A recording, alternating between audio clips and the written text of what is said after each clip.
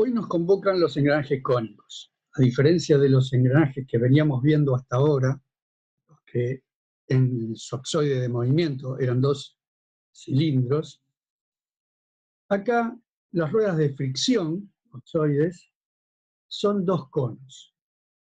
Dos conos que en su gran mayoría tienen ejes concurrentes, y esto da una idea de esfericidad en el engrane, como se puede ver en esta animación. Este tipo de engranajes son muy utilizados, sobre todo cuando tenemos que desviar el movimiento entre dos ejes.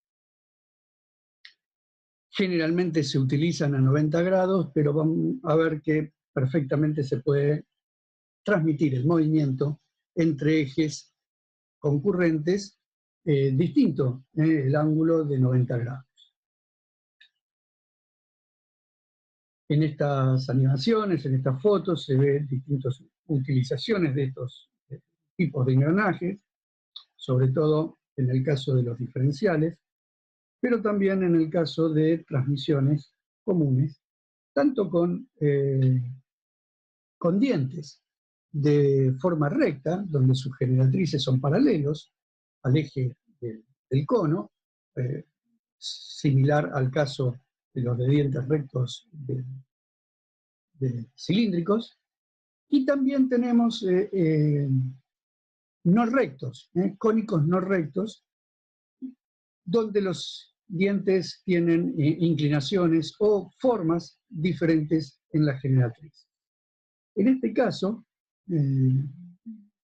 siempre utilizo esta diapositiva también para tener en cuenta en todos los tipos de engranajes el tema de los materiales. Están viniendo cada vez más engranajes y otros elementos de máquina como rodamientos, ejes, etcétera, de materiales que no son específicamente solamente de aceros, sino que el tema de los polímeros está entrando fuerte en la mecánica, la electromecánica, por supuesto, también, así como las cerámicas y otros materiales que antes no se utilizaban tanto. Por eso, para recordar un poquito ese tema. Bien, punto 8 del apunte, seguimos con el apunte de engranajes, y vamos a ver en este video el tema de la geometría, los conos primitivos, los conos complementarios, el número virtual de dientes, y la normalización como base del asunto este, y un poco la cinemática también, las características del engrane, entre este tipo de engranajes, el grado de recubrimiento, y dejaremos para un siguiente video, en el cual Roberto les comentará el tema del cálculo, del diseño y el cálculo resistente de este tipo de elementos. Bien, como decía hace un ratito, tenemos las superficies primitivas, como vimos en la primera charla, y que son dos conos. El movimiento relativo es una rotación alrededor de un eje que pasa por un punto de concurrencia, como dice. Es la resultante de la suma de los vectores omega 1 y menos omega 1 y omega 2, que coincide con el eje central, obviamente, omega 2,1. Todo esto ya lo vimos y está explicado también en el apunte. Entonces, este tipo de movimientos, como pasaba en los engranajes cilíndricos con los cilindros de fricción, acá el movimiento relativo puede obtenerse entonces haciendo rodar, sin resbalar, en un cono primitivo sobre. De la misma manera, y el estudio va a ser similar. En este caso, se dan las mismas fórmulas para hallar las relaciones de transmisión. Pero la única diferencia es que acá va a aparecer un ángulo nuevo, novedoso, que no lo teníamos en ejes paralelos, en cilindros, que es el ángulo beta. En realidad es la suma de beta 1 más beta 2. Si nosotros hacemos el cálculo en función de los radios o los diámetros de las superficies base de estos conos, como eran en su momento, ¿sí? Cortando con un plano el cilindro y nos daba la base del cilindro y hacíamos todo ese cálculo, de la misma manera lo podemos hacer acá con las bases de estos conos y vamos a llegar a la conclusión, además de las fórmulas de transmisión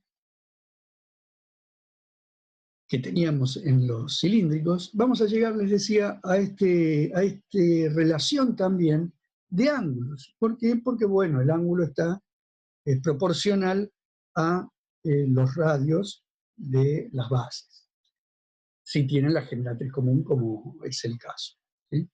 Entonces, tengamos en cuenta también que la relación de transmisión, además de, cuando uno diseña este tipo de sistemas, además de estar en función de los diámetros, va a estar en función también de los ángulos de los conos. Pero tengamos en cuenta algo. Por ejemplo, si yo quiero llegar a una relación de transmisión de, por ejemplo, 2 en 1, ¿sí? 2 en 1, y tengo un ángulo beta total de 90 grados, no es el beta 1 o el beta 2, no es exactamente dividido 3. ¿Se entiende?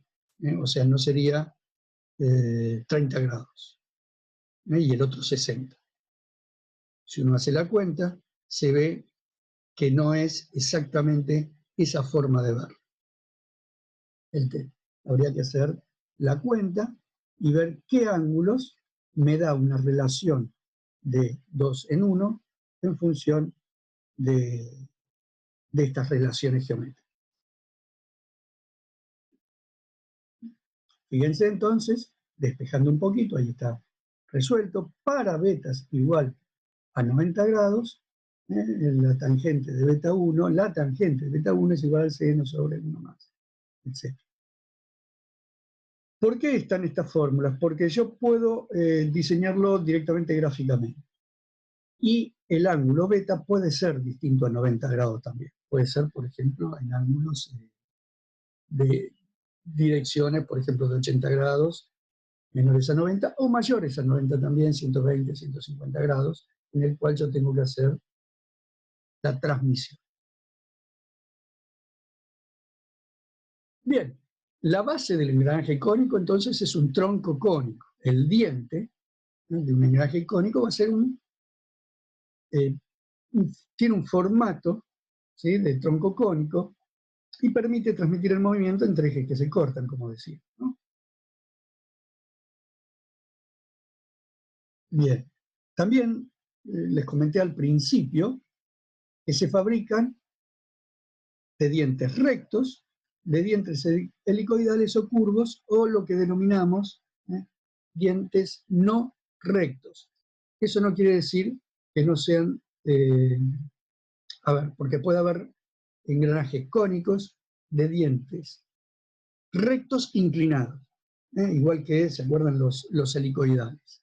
Entonces, se denominan dientes no rectos, aunque sabemos que pueden ser rectos inclinados, los que no son específicamente su directriz paralela a la directriz del cono, ¿no?, o al eje de giro del cono. Bien, entonces ahora nos vamos a dedicar a los dientes rectos y luego, más adelante, vamos a ver otros tipos de engranajes cónicos de dientes no rectos. Bien, esto ya lo vimos, diferentes ángulos se pueden tener en la transmisión entre los ejes.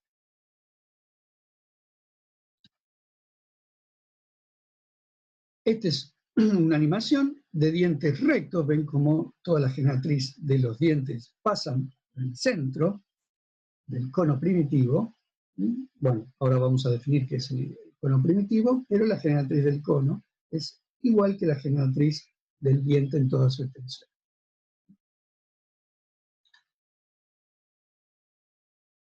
Bien, entonces, cono primitivo es el cono si se ve el cursor, es el cono que vendría a ser el axoide de movimiento o la rueda de fricción. A eso denominamos el cono primitivo, del cual obviamente nace el engranaje cónico. El ángulo primitivo del dentado, es decir, el semiángulo de abertura del cono primitivo, es semiángulo del cono primitivo. Es este.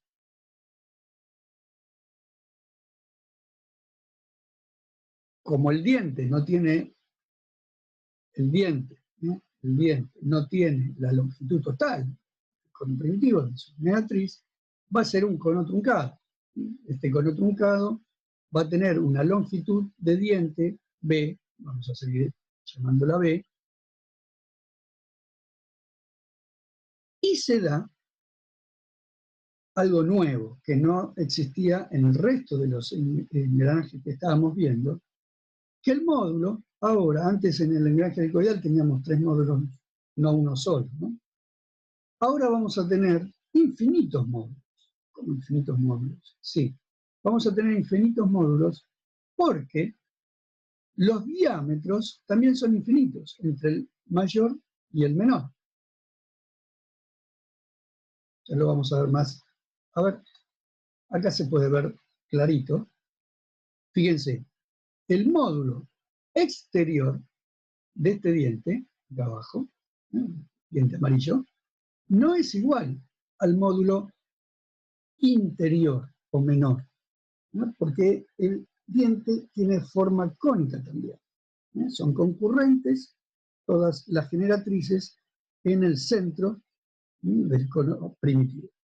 Entonces, como decíamos, puede haber muchos módulos.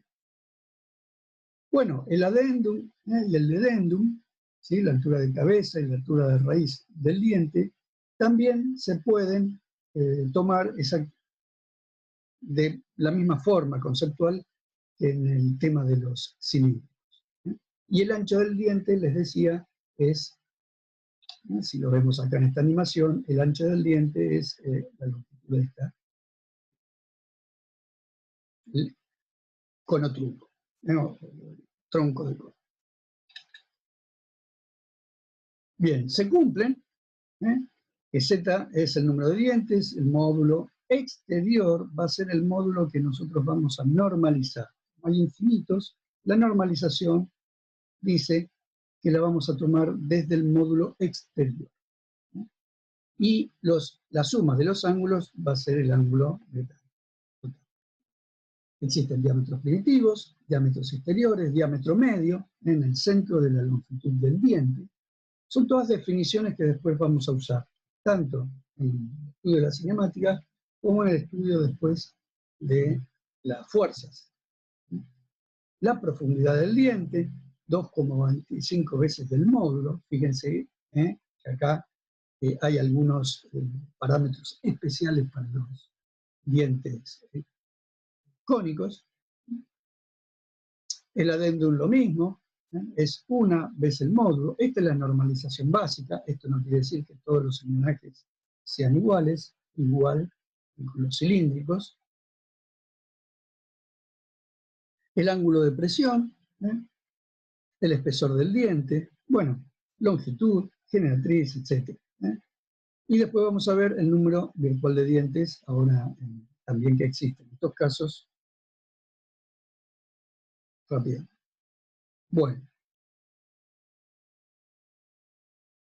si vemos acá, el movimiento relativo es polar. Yo les decía que está inscrito en una esfera. Como se ve ahí en el dibujo, y si tuviéramos un engranaje cónico en la mano, veríamos que en esa base del cono, donde estarían tallados los dientes, imagínenselo en lo que hacíamos nosotros en los cilíndricos, y tomábamos en cuenta esa rueda frontal equivalente, la rueda frontal de un engranaje recto, en la cual teníamos dibujado los dientes. Si nosotros queremos hacer lo mismo con un cónico, estamos en un problema. Porque esa base del cono, ese engrane, está inscrito, como les decía, en una esfera. Y el diente tiene un formato en su rueda frontal, si fuera el caso, no es plano, sino que está escrito en una esfera, tiene un formato esférico, ¿sí? Esférico. Bien, si nosotros quisiéramos hacer el mismo estudio que hacíamos con los cilíndricos, y hacer el dibujo, y ver el diseño, el grado de recubrimiento, etcétera, etcétera, tendríamos una diferencia muy importante entre lo que es una esfera llevada al plano. Cuando nosotros tenemos que dibujar algo esférico, es más o menos parecido a querer llevar un trozo de cáscara de naranja, por ejemplo. ¿No vieron el gajo de la naranja? Si yo lo quiero llevar al plano, ¿sí? Lo tengo que romper. No hay otra forma. Bien, en lo que es proyecciones pasa exactamente lo mismo. Cuando yo tengo que proyectar una superficie esférica en un plano, lo que pasa, por ejemplo, con la Tierra, con el planeta Tierra, el mapa de Argentina, no es exactamente real a lo que nosotros vemos cuando nos muestran un plano, un mapa de la República Argentina. ¿Por qué? Porque hay esa deformación en la proyección desde una esfera hacia un plano. Entonces, lo que se suele hacer es, para no tener tanta deformación, tanta diferencia, es trabajar con lo que se denominan los conos complementarios. ¿Sí?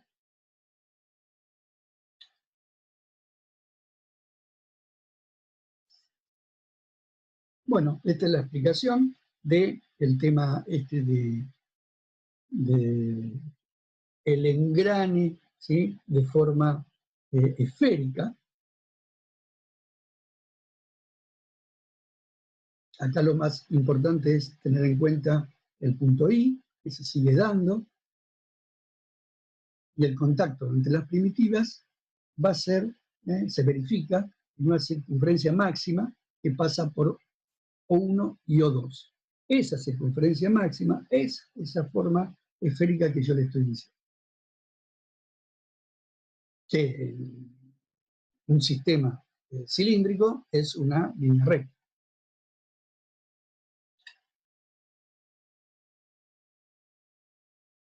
Bien, existe un método, el de los conos les comentaba, el de los conos conjugados, ¿sí? o conos complementarios, se llama también, para reemplazar esa superficie esférica por dos superficies cónicas, que son las que están dibujadas acá. No confundir con los conos primitivos, que irían hacia el centro, irían desde la superficie esférica hacia el centro de la esfera o de los conos primitivos. No, estos son dos conos imaginarios también, ¿sí? Que lo que vamos a hacer con estos conos complementarios son complementarios de los primitivos. O sea, el ángulo es complementario del ángulo que estábamos definiendo hace un momento del cono primitivo. Bueno, estos conos complementarios, ¿sí? Nosotros lo que vamos a hacer es hacerlos intersectar en las primitivas, justamente, en las primitivas, ¿sí? Los hacemos intersectar en las primitivas, ¿para qué? Para proyectar la superficie esférica en la superficie cónica. Pero como lo hacemos en las primitivas, muy cercano o en un término medio del punto de contacto del engrane, la deformación entre las generatrices del cono, que son rectas, y la forma esférica del engrane es mínima. Es mínima. Sabemos que hay deformación, pero mucho menos que llevada al plano. Si esa esfera la llevamos al plano va a haber mucha más deformación que si esa esfera la llevamos, sobre todo en su tangencia, con un cono, que si bien las generatrices son rectas, es mucho más cercano el formato a la esfera. Haciendo de esta manera, entonces, que si yo ahí sí llevo al plano las bases de esos conos complementarios, ¿sí? Y las desarrollo, las abro, fíjense, ¿vieron? Cuando perdón, no las bases, lo que yo estoy hablando, abriendo acá es el cono, perfectamente. ¿Vieron, por ejemplo, el ejemplo de un sombrero de cumpleaños, que es cónico y se hace con cartón. ¿Sí? Yo lo abro, ¿sí? Me queda una circunferencia, como es la que está abierta ahí. Pero sobre esa semicircunferencia yo la puedo ver como un plano, en un plano, sin mucha deformación. Y ahí sí puedo dibujar los dientes. Ese sería un dibujo, por ejemplo, como cuando yo lo hacía en este trabajo, en el primer trabajo práctico que ustedes tuvieron que hacer, que es el dibujo, en las circunferencias primitivas, etcétera, un par de dientes rectos. Bien, acá estamos haciendo algo similar, pero con dientes cónicos. Sabemos que va a haber una deformación en ese dibujo, pero también sabemos que va a ser mínimo. Y podemos perfectamente trabajar en el diseño y podríamos hacer un estudio, no lo vamos a hacer porque ya lo hicimos para rectos, pero podríamos hacer un estudio generalizado del engrane y de todos los parámetros cinemáticos del sistema.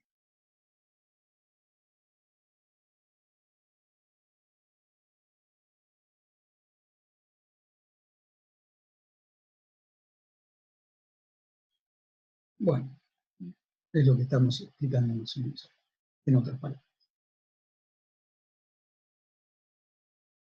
¿Y qué es entonces el número virtual de dientes? Bueno, de la misma forma que explicamos el tema del número ideal de dientes en los engranajes helicoidales, el tema de Lewis que toma la comparación con el engranaje recto, con las tablas de los engranajes rectos, acá es lo mismo. Entonces dice, bueno, ¿va a ser igual el diente que si fuera cilíndrico, cortado por un plano perpendicular, etcétera, etcétera? No, no va a ser exactamente igual el diente real.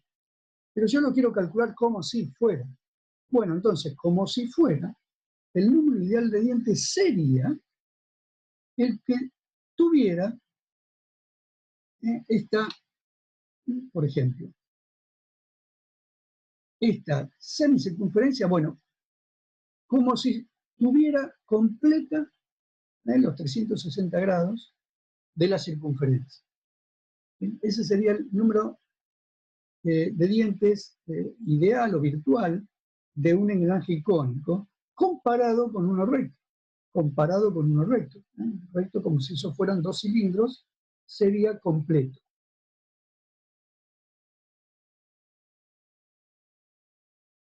Bien.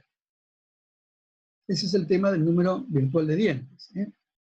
Se puede calcular, fíjense, que se puede calcular a través de una fórmula matemática, pero conceptualmente sería eso. Fíjense acá. Este es el número real de dientes que tienen estos dos, ¿sí?, engranajes cónicos. ¿Cuál sería el número virtual? Bueno, el que completaría esta circunferencia, como si fuera un caso normal de un engranaje.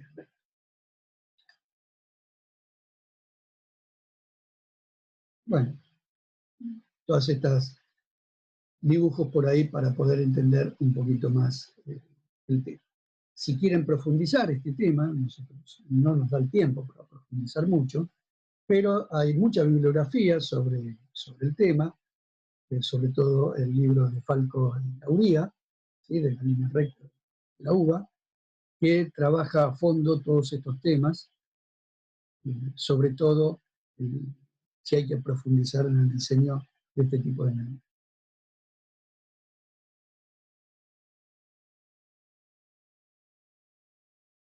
Bueno, lo mismo que la envolvente plana, acá en los helicoidales, ¿se acuerdan que era una envolvente helicoidal? Y acá lo tenemos en una envolvente cónica.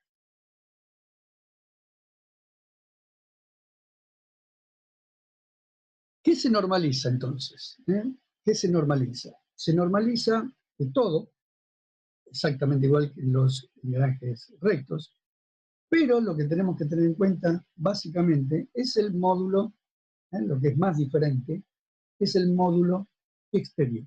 Acuérdense entonces que hay infinitos módulos, desde un máximo a un mínimo, de un exterior a un interior, y nosotros vamos a normalizar el mayor, que tiene un diámetro exterior, y el paso exterior, el diámetro. Ese es el módulo exterior. A su vez, tenemos un radio medio, un radio interior, y así podemos sacar las fórmulas de las distintas medidas de estos engranes. A su vez, como les decía, tenemos la normalización específica del diente. Hay diferentes normalizaciones. Generalmente nosotros tomamos la del ACMA y tiene, por ejemplo, unas alturas de edendum y de dedendum bastante diferentes a las de los engranajes cilíndricos.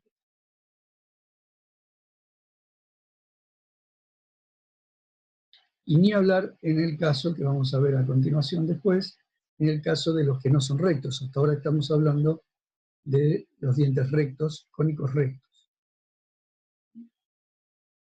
Bien, un tema especial, ¿sí?, que venimos viendo en todos los temas cuando se calculan las fuerzas, pero es el tema de la carga en los apoyos. Es importante porque después estos elementos no están sueltos, nunca están solos, están vinculados. Y esas vinculaciones se hacen a través, normalmente, de ejes, porque estos elementos rotan, y esos ejes están vinculados a algo, a la máquina o algo, a través de apoyos, y esos apoyos generalmente deben permitirle la rotación, o sea que son cojinetes, y esos cojinetes son de deslizamiento, los bujes, o de rodadura, los rodamientos o los rulemados. Todo esto transmite esas fuerzas, y es muy importante entender y conocer cómo se transmite todas estas fuerzas a estos elementos.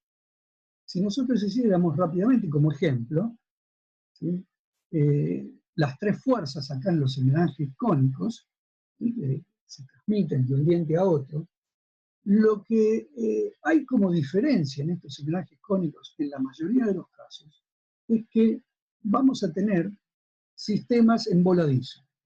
Sistemas en voladizo. ¿Por qué en voladizo? Y porque no podemos, como son ejes concurrentes, no vamos a poder cruzar dos ejes. A lo sumo podríamos cruzar un eje, pero no los dos ejes, porque se cortaría. No tendríamos apoyo de ambos lados en ambos casos. Entonces, es un tema especial de este tema de engranajes cónicos a tener muy, muy en cuenta, el cual, fíjense, cómo en un buje largo podemos hacer, siempre tenemos que mantener una cupla. De alguna manera vamos a mantener una cupla en este voladizo para poder tener el apoyo fijo de un voladizo. Entonces, hay veces que se hace a través de dos apoyos, específicamente separados, y otras veces en este tipo de apoyos largos, en el cual trabaja como cupla. Trabaja como. Fíjense casos reales. Generalmente, como les decía, el caso tiene un eje pasante, pero el otro acá en voladizo, con dos apoyos bien diferenciados y separados. Las cuplas, cuando están muy juntas, suelen ser de fuerzas muy, muy grandes. En este caso se ve clarito, un eje que cruza, con dos apoyos normales, uno de cada lado, ¿sí?, y otro en voladizo. Y estos, lo mismo. Un apoyo acá, el otro apoyo del otro lado, y el voladizo con dos apoyos. Y además del voladizo, ya vamos viendo, estos son apoyos, lo vamos a ver al final, cátedra de esta materia, pero son cónicos, o sea, también los apoyos, digamos. Estamos hablando de que están trabajando con fuerzas axiales, ¿sí?, con fuerzas axiales. Este tipo de engranajes, entonces, además de tener una fuerza tangencial, la roja, que lo hace girar, una radial, la negra, que va, la roja también tiene una cupla acá, resistente, además de hacerlo girar, momento el motor. La negra, además de hacer una cupla acá, lo comprime al diente, como ya lo hemos estudiado, pero además aparece esta azul que es axial.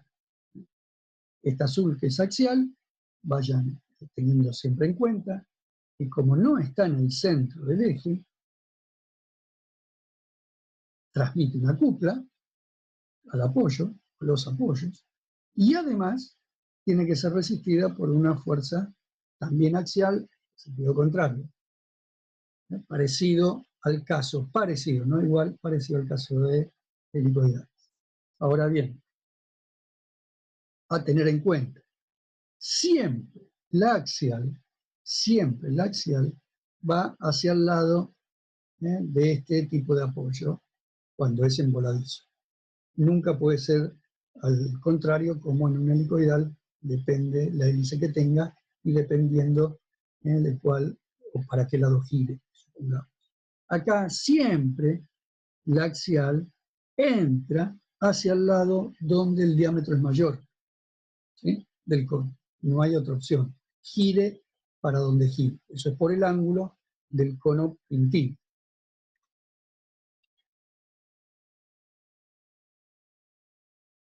Bien.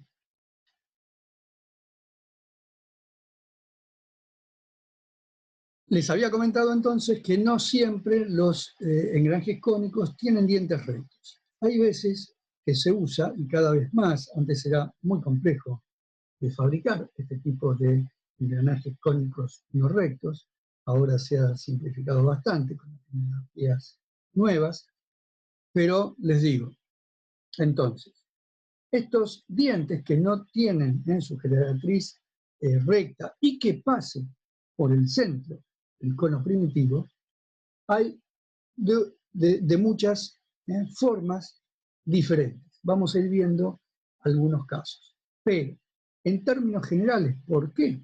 ¿Cuál es la causa por la cual se fabrica? Bien, la causa es muy similar a comparar un diente recto, cilíndrico recto, y un diente cilíndrico helicoidal. Las ventajas y las desventajas de este tipo de comparación de dientes, podríamos poner una tabla y serían prácticamente las mismas, si no exactamente las mismas. Hay algunas ventajas un poquito diferentes, pero que son muy parecidas, como por ejemplo un caso, ¿se acuerdan que una de las ventajas de los helicoidales cilíndricos era que podían transmitir movimiento entre ejes alabeados, que no se podía con los rectos? Bueno, en los cónicos no rectos, en algunos cónicos no rectos, también se va a poder lograr ese tipo de transmisión.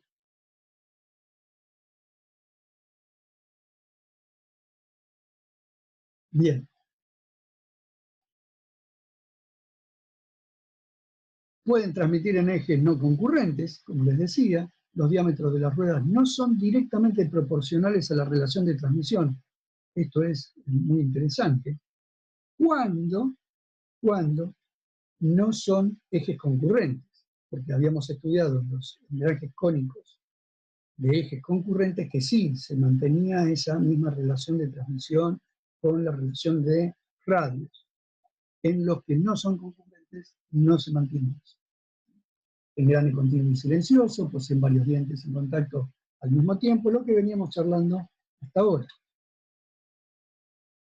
Fíjense entonces que no todos, hay engranajes cónicos rectos, oblicuos, en espiral, hipoidales, cerol, son distintos tipos de dientes de engranajes cónicos que no tienen todas las mismas particularidades. Ahora vamos a ir viendo cada uno. Los dientes helicoidales, los dientes cónicos helicoidales sí son para ejes concurrentes. No podemos un cónico helicoidal, hacer que funcione de otra manera. Y existe en este caso sí una analogía directa entre los, como les decía, los engranajes cilíndricos y los engranajes cónicos.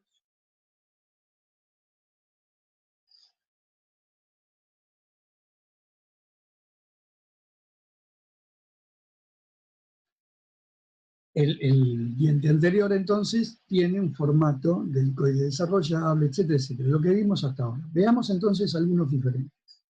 Estos son engranajes cónicos de dientes en espiral.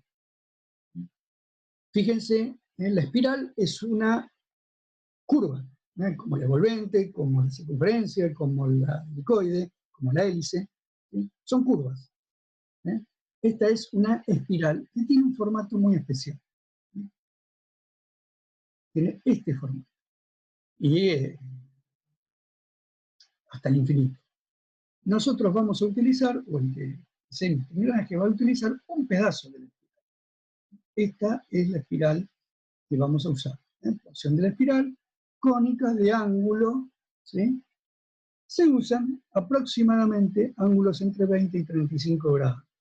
¿Sí? Este es el ángulo de diferencia con el centro del cono.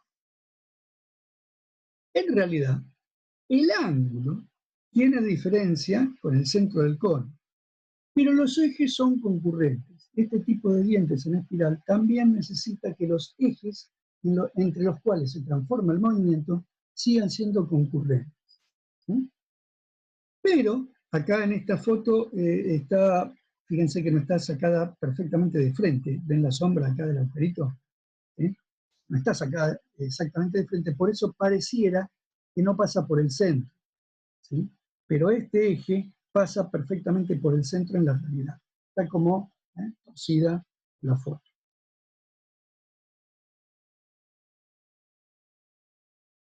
Bien, acá en las animaciones se ven, ¿sí?, dientes de forma espiral, pero obviamente que son concurrentes. En esta foto lo mismo, hace lo mismo que veíamos hace un rato, pareciera, como está en 3D, pareciera que este eje no es concurrente, pero fíjense que sí. Es una deformación de la imagen, o de nuestros ojos sobre la imagen, en realidad. Una variante de este tipo de engranajes, de dientes en espiral, en curva espiral, es el cerol, que es muy utilizado en los camiones, por ejemplo, en los diferenciales de los camiones. Es una espiral, pero el cual el ángulo, ¿sí?, es cero. ¿Se acuerdan de este ángulo? Este ángulo, ¿sí?, que acá mide entre 20 y 35 grados. Bueno, supongamos que esta espiral está exactamente en un ángulo cero, pero sigue siendo una espiral, ¿se entiende? Bien, ese es el denominado cerol, muy, muy conocido en el ambiente, por eso se los comentamos siempre. Bien, y llegamos a los otros tipos de engranajes cónicos, los que pueden sí mantener una relación de transmisión, o sea, transmitir un movimiento entre ejes que no sean concurrentes, ejes alabeados. Este es un caso que lo vamos a ver relativamente rápido, porque lo profundizamos en el tema que viene, que es el tema de un sistema especial para transmitir entre ejes alabeados y además para diseñar reductores, que es el del tornillo sin fin o del helicoidal. Pero estos engranajes cónicos de dientes hipoidales, por ejemplo, ¿se acuerdan que los axoides de movimiento eran dos hiperboloides de revolución, en los cuales el contacto se daba no solamente por rotación de eh, los axoides, sino por rotación y traslación? Iba rotando y iba trasladándose, ¿sí?, el axoide. Es un poco más complejo, pero el engrane de estos sistemas se produce de esta manera que les digo.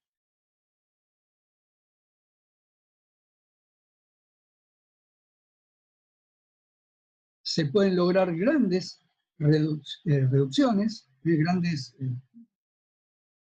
digamos,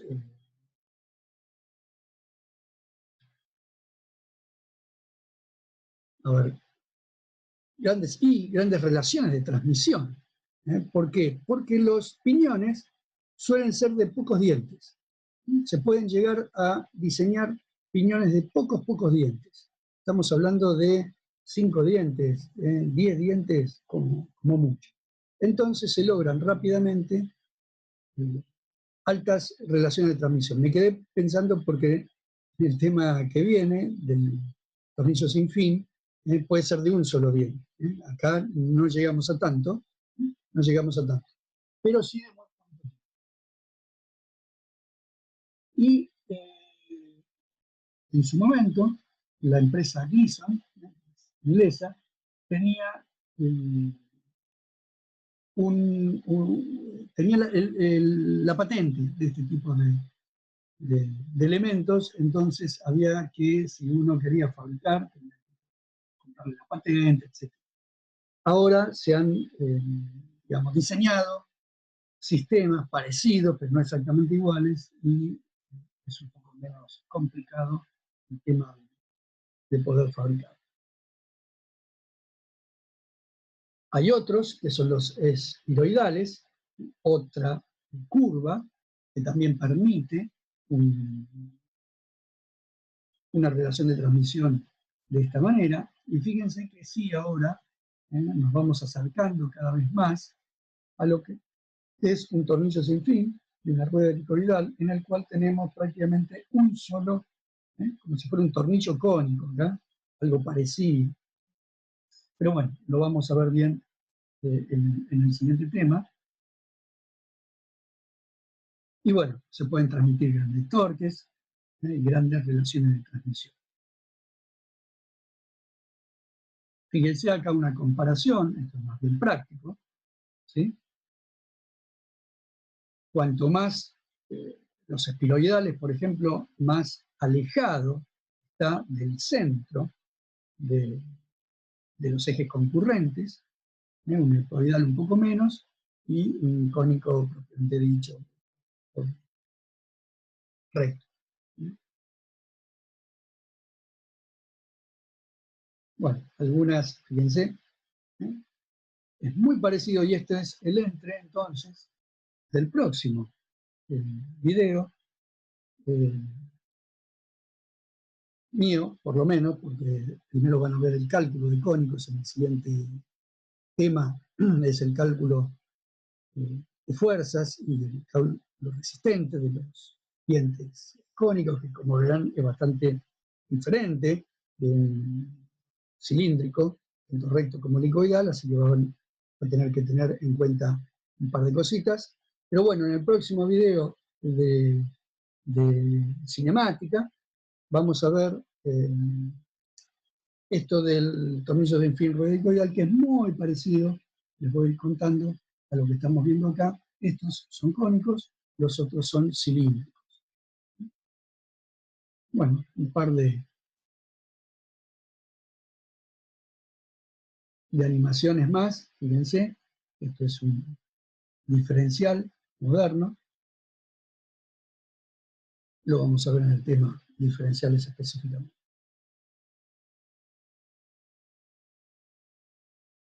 Bueno, esto podría ser un creador, ¿no? Un creador de este tipo de engranajes. Un creador que es la herramienta que habíamos visto en el video anterior, es la herramienta que tiene formato también de engranaje. Bueno, algunas nomenclaturas para ir entendiendo un poquito mejor este tema. Pero bueno, dejemos acá. Si no se hacen muy largos los videos, acuérdense que no solamente es ver el video, tienen que leer un poquito la bibliografía y después, si no se entiende alguno de los temas, lo vemos en las consultas y lo profundizamos un poco más en la consulta.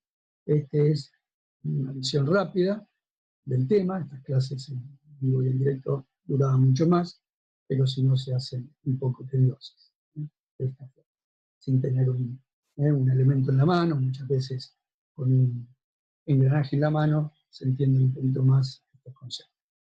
Bueno, hasta el próximo video.